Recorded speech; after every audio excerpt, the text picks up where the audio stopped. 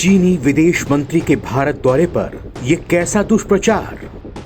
नई दिल्ली से इस्लामाबाद क्यों जा रहे विदेश मंत्री यांग यी। क्या भारत के साथ रिश्तों को लेकर गंभीर है ड्रैगन।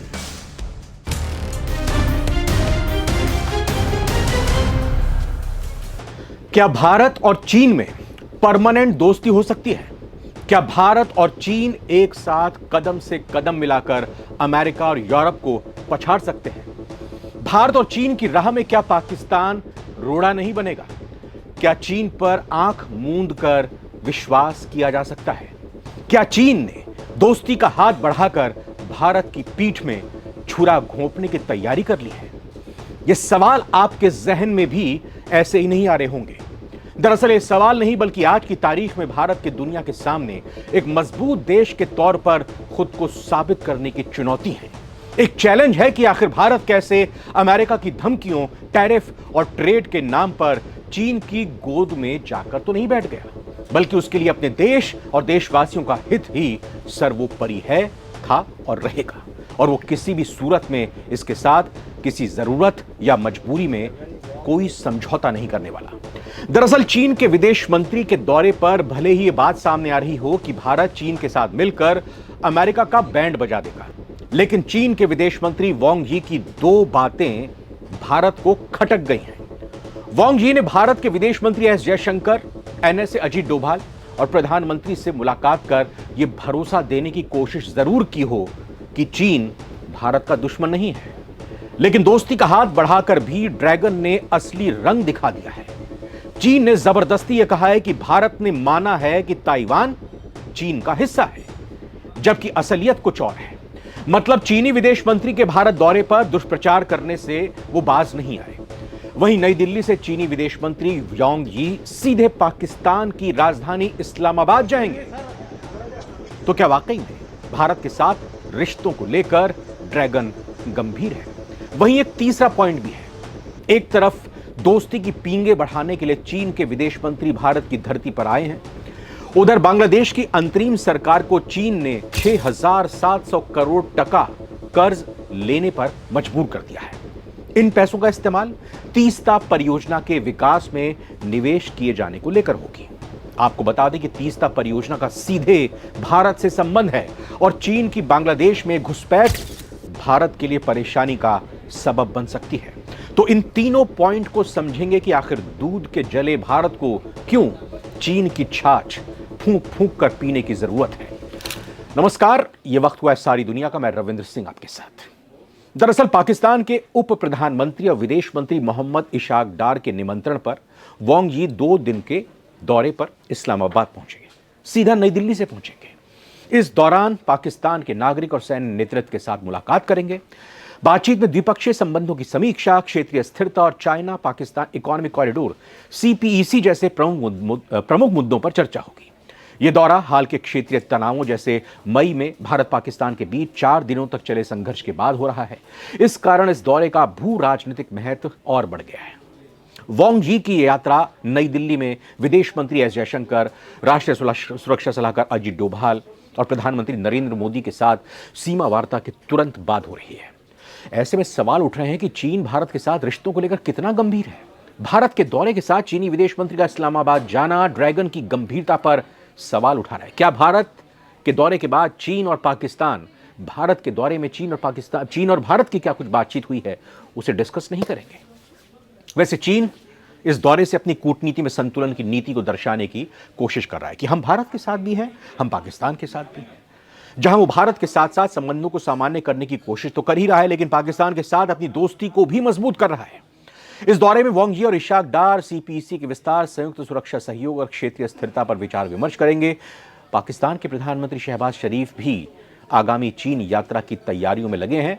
एससीओ की बैठक में उनको प्रधानमंत्री नरेंद्र मोदी के साथ साथ वो भी शामिल होंगे और उसी एससीओ की मीटिंग की तैयारियों को अंतिम रूप देने के लिए यह दौरा भी महत्वपूर्ण कहा जा रहा है। लेकिन असलियत तो कुछ और है। पर्दे के पीछे क्या खेल चल रहा है। 31 अगस्त को वैसे एससीओ की मीटिंग होने वाली है। तो चीन की कम्युनिस्ट पार्टी के पॉलिट ब्यूरो के सदस्य और विदेश मंत्री वांग यी 21 अगस्त को इस्लामाबाद के दौरे पर रहेंगे। इस यात्रा का उद्देश्य छठी पाकिस्तान चीन विदेश मंत्रियों की रणनीतिक वार्ता में सह अध्यक्षता करना है।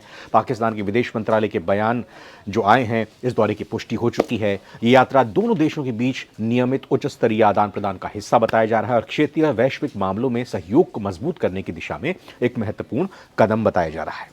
तो ये बात हो गई चीन के विदेश मंत्री के तुरंत भारत के दौरे के बाद पाकिस्तान दौरे की। लेकिन इसी बीच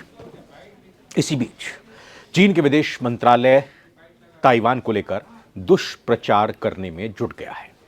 जी हां, चीन के विदेश मंत्रालय ने अपने बयान में दावा किया कि भारतीय विदेश मंत्री और चीनी विदेश मंत्री वांग यी के बीच जो मुलाकात हुई, उस दौरान भारत के विदेश मंत्री एस जयशंकर ने कहा कि ताइवान चीन का हिस्सा है। चीन जहां दावा कर रहा है कि जयशंकर ने एक चीन की नीति, वन चाइना पॉलिसी को माना है और ताइवान को चीन का हिस्सा बताया है, वहीं भारत के विदेश मंत्रालय की ओर से तुरंत आधिकारिक बयान में कहीं नहीं कहा गया था कि ताइवान चीन का हिस्सा है। भारत साल 2010 से ही संयुक्त बयानों में एक चीन नीति, वन चाइना पॉलिसी का जिक्र करना बंद कर चुका है, लेकिन चीन के विदेश मंत्रालय की तरफ से ऐसा कहा गया है। इसकी वजह एक ये भी है कि बीजिंग की एक चीन नीति में अरुणाचल प्रदेश का भी कुछ हिस्सा आता है। इसलिए भारत लगातार साल 2010 से वन चाइना पॉलिसी को किसी भी जॉइंट स्टेटमेंट में नहीं मेंशन करता है। लेकिन भारत सरकार के सूत्रों ने अब दावा किया है कि उनका ताइवान के प्रति रुख में कोई बदलाव नहीं आया है। चीन की तरफ से दुष्प्रचार किया जा रहा है। उन्होंने जोर देकर कहा कि बाकी दुनिया की तरह भारत का ताइवान के साथ संबंध मुख्य रूप से आर्थिक, प्रौद्योगिकी और सांस्कृतिक सहयोग पर केंद्रित है। भारत इसे आगे भी जारी रखना चाहता है। यह बयान ऐसे समय में आया जब चीनी विदेश मंत्रालय ने दावा किया कि विदेश मंत्री एस जयशंकर ने कहा था कि ताइवान चीन का हिस्सा, ऐसा दावा किया गया। हालांकि भारतीय सूत्रों ने इस दावे को स्पष्ट करते हुए कहा कि भारत का रुख हमेशा से ताइवान के साथ गैर राजनीतिक और गैर सरकारी स्तर पर सहयोग बढ़ाने का रहा है और यह रुख कभी बदलने वाला नहीं है। हालांकि भारतीय विदेश मंत्रालय ने कोई इस संबंध में आधिकारिक बयान जारी नहीं किया है। आपको बता दें कि चीनी विदेश मंत्री वांग यी भारत के आधिकारिक दौरे पर दिल्ली पहुंचे थे। उन्होंने सीमा पर सहयोग को लेकर एनएसए डोभाल के साथ मुलाकात की। इस बैठक में भारत चीन सीमा विवाद के साथ साथ लद्दाख और बाकी क्षेत्रों में सीमा के तनाव को कम करने और साथ ही साथ सैन्य गतिरोध को पूरी तरह से खत्म करने की भी कोशिशों पर बल दिया। इसको पूरी तरह से खत्म करने की रणनीति पर चर्चा की। लेकिन इस बीच चीनी विदेश मंत्री वांग यी ने प्रधानमंत्री मोदी से भी तो मुलाकात की, जहां पर दोनों देशों के संबंधों और क्षेत्रीय मुद्दों पर खूब विचार विमर्श हुआ। चीनी विदेश मंत्री वांग यी ने एस जयशंकर के साथ मुलाकात के बाद यह आश्वासन दिया है कि चीन उर्वरकों, दुर्लभ मृदा और सुरंग खोदने वाली मशीनों के संबंध में देश की चिंताओं का समाधान करेगा, यानी भारत की मदद करेगा। यहां तक कि भारत को रेयर अर्थ की सप्लाई भी करेगा, वही रेयर अर्थ जिसके लालच में अमेरिका, ट्रंप चीन के ऊपर टैरिफ नहीं लाद रहे हैं, क्योंकि चीन के पास ये रेयर अर्थ मौजूद है और ये रेयर अर्थ आज की तारीख में बहुत ज़रूरी है बैटरीज के लिए, और चीन के पास ये अच्छी मात्रा में उपलब्ध है। वहीं चीनी विदेश मंत्री से मुलाकात के दौरान जयशंकर ने आतंकवाद के खिलाफ लड़ाई पर फोकस किया। उन्होंने उन विशेष चिंताओं का भी जिक्र किया भारत की, जिन्हें उन्होंने पिछले महीने बीजिंग यात्रा के दौरान उठाया था। वांग यी की यात्रा मोटे तौर पर अगर देखें तो दोनों पड़ोसियों द्वारा अपने संबंधों को फिर से बनाने के लिए चल रहे प्रयासों के हिस्से के रूप में देखी गई है, जो साल 2020 में घातक गलवान घाटी संघर्ष के बाद गंभीर तनाव के चलते दोनों देशों के बीच टेंशन चरम पर पहुंच गई थी। वहीं पिछले साल 14 जुलाई को प्रेस कॉन्फ्रेंस में पूर्व पीएम शेख हसीना ने, जी हां, बांग्लादेश की पूर्व प्रधानमंत्री शेख हसीना का और बांग्लादेश का जिक्र करना यहां पर इसलिए ज़रूरी है क्योंकि एक खेल चीन ने बांग्लादेश के साथ मिलकर खेला है, उसकी रणनीति तैयार करती है।